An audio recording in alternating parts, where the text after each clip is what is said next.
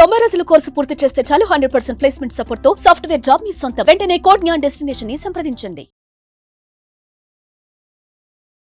Welcome to Suman TV. నేను మీ Suman TV Nag. Chilukuru Balaji temple ప్రధాన అర్చకులు రంగరాజన్ గారు, ఆయన మీదకి కొంతమంది దాడికి దిగినట్లయితే మనం ఫుటేజెస్ కూడా చూడటం జరిగింది, వీడియోస్ కూడా బయటికి రావటం జరిగింది. అండ్ కొంత ఎక్స్ప్లెనేషన్ కూడా రాముని గురించి ఇవ్వటం జరుగుతుంది. అయితే వీటి వెనక ఉండేటువంటి అంతరార్థం ఏంటి, ఏం జరిగింది, ఎందుకు అతనిపై అలాంటి దాడి చేయాల్సినటువంటి అవసరం వచ్చింది, అండ్ ప్రధానంగా దీనికి సంబంధించినటువంటి అప్డేట్స్ ఏంటి అనేది ఈరోజు మనతో పాటు హైకోర్టు అడ్వకేట్ అలగరి రవీంద్రనాథ్ గారు ఉన్నారు. అది వారి మాటలోనే అడిగి తెలుసుకుందాం. Hello sir. హాయ్ అండి నాగరాజ్ గారు. ప్రధాన అర్చకులు చిలుకూరు బాలాజీ టెంపుల్కి రంగరాజన్ గారు చాలా మందికి తెలుసు. అండ్ ఆయన ఏదైనా మాట్లాడుతున్నారు అని అంటే ఇప్పటికీ కూడా వినేటువంటి వాళ్ళు, పాటించేటువంటి వాళ్ళు కూడా ఉంటారు. అలాంటి వ్యక్తిపై కొంతమంది దాడి చేయడం జరిగింది. అది కూడా సీసీ ఫుటేజ్ చూస్తే చాలా క్లియర్గా కనిపిస్తుంది మనకి. అండ్ ఇంట్లోకి వెళ్ళి చొరబడి ఆయనతో మాట్లాడుకుంటూ ఇదిగో ఇలా ఇలా మాకు మద్దతు ఇవ్వండి అని చెప్పేసి చెప్తూ కొన్ని వీడియో ఫుటేజెస్ కూడా వచ్చాయి.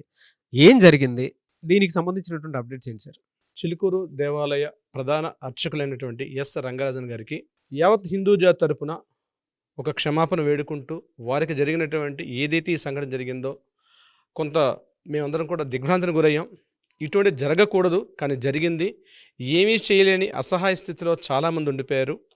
ఆయన అలా చేతులు కట్టుకుంటూ ఆ వీడియో ఫుటేజ్లో అంత దయనీయ స్థితిలో కూర్చొని ఉన్నటువంటి ఏదైతే ఆ దృశ్యాన్ని చూసామో ఎవరం కూడా డైజెస్ట్ చేసుకోలేకపోతున్నాం. ప్రధానంగా ముందుగా వారికి మేము క్షమించమని వేడుకుంటున్నాం. ఎందుకంటే ఈ దాడి జరిగింది అన్యమతస్తులు ఎవరు చేయలే. ప్రజాస్వామ్యం మీద దాడి జరిగింది, న్యాయమూర్తుల మీద దాడి జరిగింది, పోలీసు వ్యవస్థ మీద దాడి జరిగింది. ఒక విధంగా చెప్పాలంటే సూడో సైకిక్ భావజాలం ఉన్నటువంటి కొంతమంది, మావోయిస్ట్ భావజాలం, రాడికల్ భావజాలం ఉన్నటువంటి కొంతమంది దుర్మార్గులు చేసినటువంటి ఒక అనైతిక చర్యగా దీన్ని మేమైతే ఖండిస్తాం నాగరాజు గారు. ప్రధానంగా ఎందుకంటే జరిగిన సంఘటన అది వారి ఇంట్లో ఆయన ముందు రోజు ప్రయాగరాజ్ యాత్ర చేసుకొని మహాకుంభమేళ క్షేత్రంలో ఆయన స్నానాధిక కార్యక్రమాలు చేసుకొని ఇంటికి వచ్చిన తరుణంలో వచ్చి బహుశా పడుకున్నారనుకుంటాను. మిడ్ నైట్ ఎప్పుడో వచ్చారు.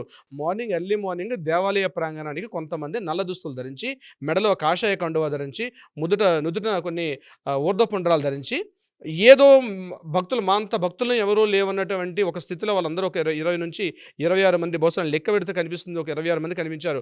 మనం ఆ యొక్క వీడియో ఇది రిలీజ్ చేశారు. దాంట్లో వాళ్ళందరూ వెళ్ళి దేవాలయంలో ఉన్నటువంటి అక్కడ ఉన్న అర్చకుల వారిని అడగడం, లేరు వారి ఇంటి వెనకాల ఉండి క్వార్టర్స్లో ఉన్నారు, మీరు వెళ్ళి కలవచ్చానంటే, ఇప్పుడు కలవలేరు, వాళ్ళు బిజీగా ఉన్నారంటే, లేదండి మేము చాలా దూరం నుంచి వచ్చాను, జస్ట్ మేము మాట్లాడి వెళ్ళిపోతాం అని చెప్పి ఎంత వినయ విధేతలతో వాళ్ళు మాట్లాడడం జరిగిందంటే అంతగా జరిగింది. ఇంటి వెనకాల ఉన్నటువంటి వారి ఇంట్లోకి ప్రవేశించి ఇక అక్కడ దాడి జరిగిందండి నాగరాజు గారు.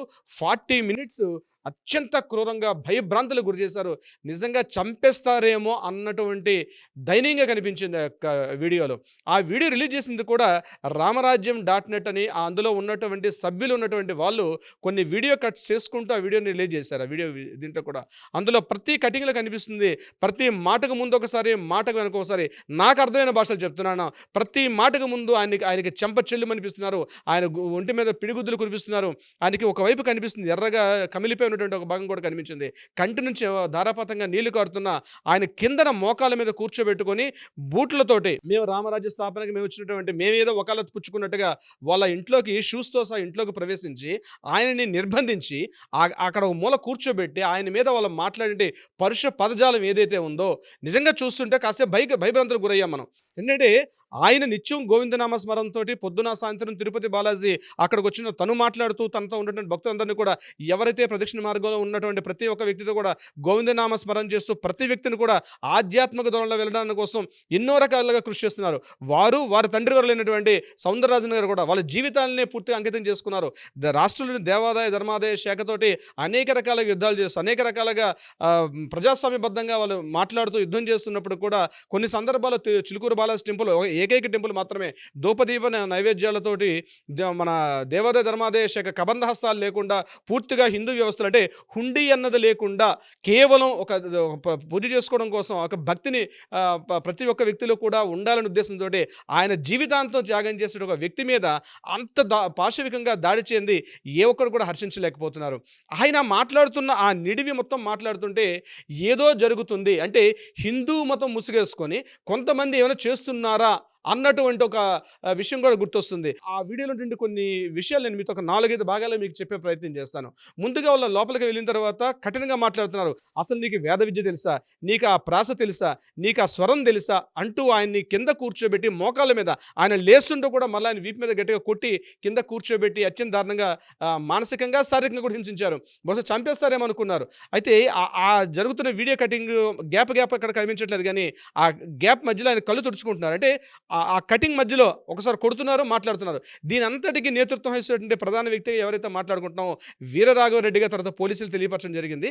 వీరరాఘవరెడ్డి అయితే అదొక సినిమాలో కనిపిస్తుందండి. అంటే తను ఒక స్టేజ్లో కూర్చుని ఆయన కింద కూర్చోబెట్టి మధ్యలో పద్యాలు పాటలు పాడుకుంటూ అది కూడా ఎందరో మహానుభావులు త్యాగరాయ వారి కీర్తనలో ఒక చరణం ఒక పాడుతూ మధ్యలో ఆయన్ని గట్టిగా హింసిస్తూ, నేను చెప్పేది విను, నేను నీ మాటలు వినడానికి నేను రాలేదు, మేము రాబోతున్న ఒక ఉగాదిలో కానీ మేము చెప్తున్నటువంటి ఆ పని ఇక్కడ చేయకపోతే నువ్వు ఉంటావో ఉండవో తెలియదన్నట్టుగా ఒక బ్లాక్ మెయిలింగ్ ఉన్నటువంటి ఒక స్థితిని అక్కడ కల్పించారు. వాళ్ళు చెప్పడం ఏంటంటే, ఆ తర్వాత విషయాలన్నీ బయటకు వెలుపులోకి వచ్చిన తర్వాత సౌందరరాజన్ గారు ఒక రోజంతా అసలు ఆ యొక్క దుస్థితి నుంచి బయటకు కోలుకోలేక నిన్న వెళ్ళి ఆయన పోలీస్ స్టేషన్లో చెప్పిన తర్వాత పోలీసులు ఇమీడియట్గా వీరరాఘవరెడ్డిని తీసుకొని కొన్ని సెక్షన్స్ మీద కూడా ఆయన పెట్టడం జరిగింది. అయితే వాళ్ళు చెప్పింది ఏమిటి, అసలు ఏం చేస్తున్నారంటే యాక్చువల్గా వాళ్ళ యాక్టివిటీ ఏంటంటే యాంటీ ప్రజాస్వామ్యం అండి. డెమోక్రటిక్ యాంటీగా, అంటే ప్రజాస్వామ్యబద్ధంగా కాకుండా ఈ దేశంలో రామరాజ్యం స్థాపన చేయాలి. మరి రామరాజ్యం చేసే స్థాపన అయితే చేసే విధానం ఇదా? రాముడిలా కొట్టమని చెప్పాడా, రాముడిలా తిట్టమని చెప్పాడా? నిత్యం పొద్దున్న సాయంత్రం వరకు స్వామివారికి కైంకర్యంలో ఉన్నటువంటి అటువంటి అర్చక పురోహితుల్ని మానసికంగా వేధించమని చెప్పాడా రాముడు? ఏ గ్రంథంలో చెప్పాడు? వాళ్ళు చెప్తుందంతా కూడా డెఫినెట్గా ఏంటంటే ఒక మావోయిస్ట్ భావజాలం. ఏదో ఆశిస్తున్నారు వాళ్ళు. అంటే ఏమంటున్నారు అక్కడ? వాడు చెప్పే 2 మాటలు గుర్తుపెట్టుకోండి. ఇక్కడికి వస్తున్నటువంటి మీరు ఎవరైతే అర్చన చేయించుకుంటారో వాళ్ళ యొక్క గోత్రాలు తీసుకొని ఆ గోత్రాల్లో క్షత్రియ అంటే ఆ యొక్క దాన్ని ఏమంటారు, ఆ క్షత్రియ ఆ పౌరుషున్నటువంటి వ్యక్తుల యొక్క లిస్టు తయారు చేయండి. ఇది కాకుండా వైశ్యుల యొక్క గోత్రనామాలు తీసుకోండి. వైశ్యులు అంటే ఎవరు? మనీ ఇచ్చేవాళ్ళు అనమాట. ఆ మనీ ఇచ్చే వాళ్ళ యొక్క లిస్టుని తీసుకోండి, వాళ్ళ ద్వారా మనీని సంపాదించండి. అంటే ఇక్కడ హుండీ లేకుండా ప్రజలకి స్వామివారి యొక్క కైంకర్యం చేయడంలో ఎంతో పాత్ర పోషిస్తున్నటువంటి రంగరాజన్ గారికి అట్లా కాకుండా హుండీ ఇంకో రకంగా తీసుకోమని చెప్తూ ఆయన మీద మానసికంగా హింసిస్తూ ఏం చెప్తున్నారు? ఆ లిస్టుని తీసుకుని మాకు ఇవ్వండి, ఇక్కడ రామరాజ్యం స్థాపించాలి. అంటే ఒక సూడో సైకిక్ భావజాలం అనమాట. అంటే మీరు ప్రజాస్వామ్యంలో మావోయిస్టులు ఎలా ఉంటారో, నక్సలైట్లు ఎలా ఉంటారో అటువంటి స్థితి హిందూ మతంలో చెప్పించారా అన్నట్టుగా తయారైంది. వీళ్ళకి 26 మందో 30 మంది సంవస్తున్నారు. మీరు ఆ వెబ్సైట్ ఓపెన్ చేస్తే ఆ వెబ్సైట్లో ఆ రామరాజ్యంలో పౌరసత్వం తీసుకోవడం కోసం చెప్పి 300 రూపీస్ కట్టమని చెప్తున్నారు. ఎప్పుడో రామరాజ్యం స్థాపన వస్తుందట. ఆ రామరాజ్యం వస్తే అక్కడ పార్టిసిపేట్ చేసిన ప్రతి ఒక్క వ్యక్తికి కూడా పౌరసత్వం ఇస్తాం, ఏవో ప్రత్యేక రాయితీలు ఇస్తాం, ప్రత్యేక పథకాలు ఇస్తాం. అంటే గవర్నమెంట్లో ఉంటూ గవర్నమెంట్కి యాంటీ గవర్నమెంట్కి పనిచేస్తూ ఇక్కడ న్యాయమూర్తుల్ని అంటే కోర్టుల్ని న్యాయ వ్యవస్థని పూర్తిగా మేము నాశనం చేయడానికి వచ్చే ఒక మాట మాట్లాడడం జరిగింది. అది చాలా తీవ్రమైన క్రిమినల్ చర్య. ఎవరు కూడా హర్షించారు. అంటే ప్రజాస్వామ్యంలో ఉంటూ ప్రజాస్వామ్యబద్ధంగా మనకు మత స్వేచ్ఛ హక్కు ప్రసాదించారు. దాని తగ్గట్టుగా మనం పోరాటం తప్పించి అంతే తప్ప నేనేదో నా రాజ్యం నా మతం అని చెప్పి ఒక ఐఎస్ఐ ఉగ్రవాదులాగా, ఒక ఐఎస్ఐ టెర్రరిస్టులు అని చెప్పి మనం కొన్ని మత సంఘాల్లో చెప్తాం. మనం అటువంటి భావజాలం అంటే పేట్రియాటిక్ భావజాలం, భావోద్వేగపూరిత భావజాలాన్ని కలిగి ఉండి మనుషులను రెచ్చగొట్టి నేనేదో ఒక వ్యవస్థ స్థాపించడానికి వచ్చాను, నేను ఒక పెద్ద రాజుని, మీరందరూ సేవకులు అన్నట్టుగా అతను మాట్లాడే విధానం ఏదైతే ఉందో ఎవ్వరు కూడా హర్షించట్లేదు. యావత్ సమాజం కూడా ఖండిస్తుంది.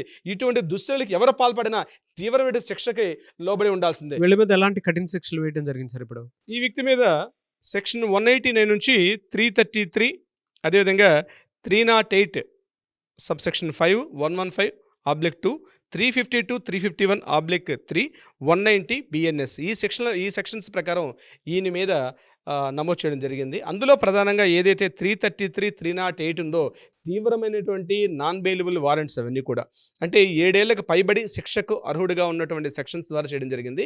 నేనేమంటానంటే ఈ సెక్షన్స్ కాదు, ఇంకా కఠినమైన శిక్షలు విధించమని చెప్తాను. కేవలం ఆ ఒక్క వ్యక్తి ఒక్కడే కాకుండా రామరాజ్యం.netలో ఈ వీరరాఘవరెడ్డి అని ఎవరైతే ఉన్నారో అతను ఒక్కడే కాకుండా ఆయనతో పాటు పనిచేసినటువంటి వ్యక్తులు, ఆయనకి ఎవరైతే ఫైనాన్షియల్ సపోర్ట్ చేస్తున్నటువంటి ఏదైతే ఒక వ్యవస్థ ఉందో ఇమ్మీడియట్గా ఇప్పటికే దానికి దానికి మూలాలు లేకుండా తొలగించకపోతే రాబోయే రోజుల్లో తీవ్రమైన పరిణామాలు ఎదుర్కొంటారు. ఇప్పటికే వీళ్ళు చెప్పడం ఏంటంటే రంగరాజన్ గారి మీద మాత్రం కాదు, కొంతమంది వ్యక్తుల మీద కూడా ఇప్పటికే పార్టిసిపేట్ అంటే ఇటువంటి దాడులకి మేము ఆల్రెడీ పాల్పడి ఉన్నాం. కానీ వాళ్ళు భయపడో లేకపోతే ఇతరత్ర కారణాల వల్ల ఇప్పటికి కూడా మీడియా ముందు కానీ లేకపోతే పోలీస్ స్టేషన్ ముందుకు వచ్చి వాళ్ళు ఎక్కడ కూడా ఫిర్యాదు చేయకపోవడం వల్ల మనకి తెలియలేదు. కానీ ఈ ఒక్క సంఘటన ద్వారా తెలిసింది. అది కూడా నిన్న రంగరాజన్ గారు వచ్చి పోలీస్ స్టేషన్లో కంప్లైంట్ ఇవ్వకపోతే ఈ విషయం కూడా బహుశా తెలిసి ఉండకపోయిండొచ్చు, మెల్లమెల్లగా తెలిసి ఉండేదేమో. కానీ వాడు పాపం పండే రోజు వచ్చింది ఈరోజు. ఖచ్చితంగా ఇట్లాంటి కుహానా మేధావులు, కుహానా మత సాంఘిక శక్తులు ఇట్లాంటి ఔచిత్య కార్యక్రమాలు, ఇట్లాంటి కార్యక్రమాలకు పాల్పడకూడదు. ఏది ఉన్నా ప్రజాస్వామ్యబద్ధంగా పోరాడాల్సిన అవసరం ఉంది. భారతదేశంలో ప్రతిదీ కూడా ప్రజాస్వామ్యబద్ధంగా ఈరోజు మనందరం కూడా ప్రజాస్వామ్యవాదం, అందరం కూడా ప్రతి ఒక్కరికి జీవించే హక్కు ఉంది, స్వేచ్ఛా స్వాతంత్ర హక్కులు ఉన్నాయి. దాని ద్వారా మనం పోరాడుకోవాలి తప్పించి ఎవరో ఏదో చేస్తారని చెప్పి అంటే రంగరాజన్ గారు ఇంతకు ముందు ఏదో వేరే మతస్థులకు ఒక గోవుని ఇవ్వడం వల్ల ఈ యొక్క మేము పనిచేసామా అని చెప్తూ వాళ్ళు చేసే అకృత్యం ఏదైతే ఉందో, రేపు పొద్దున బయట నడవాలంటే భయం, తిరగాలంటే భయం. వాళ్ళ ఏదైతే రామరాజ్యం వాళ్ళు ఒక ఎజెండా రాసుకున్నారో, వాళ్ళకంటూ ఒక రాజ్యాంగం రాసుకున్నారో, ఆ రాజ్యాంగం ప్రకారం ఎవరైతే పనిచేయకపోతారో వాళ్ళందరినీ ఇబ్బందులకు గురి చేస్తూ వెళ్తారు. సో ఇటువంటివి ప్రజాస్వామ్యంలో తగదు. ఎవరు చేసినా, ఏ మతస్థులు చేసినా, మన మతస్థులు చేసినా, హిందూ అనే ముసుగేసుకుంటే కుహానా మేధావులు ఎవరు చేసినా దీన్ని ఎవరు హర్షించరు. అంత అభిలషణీయం కూడా కాదు నాగరాజ్ గారు. Anyways thank you so much Alagar Ravindranath గారు. Thank you so much Nagaraj గారు.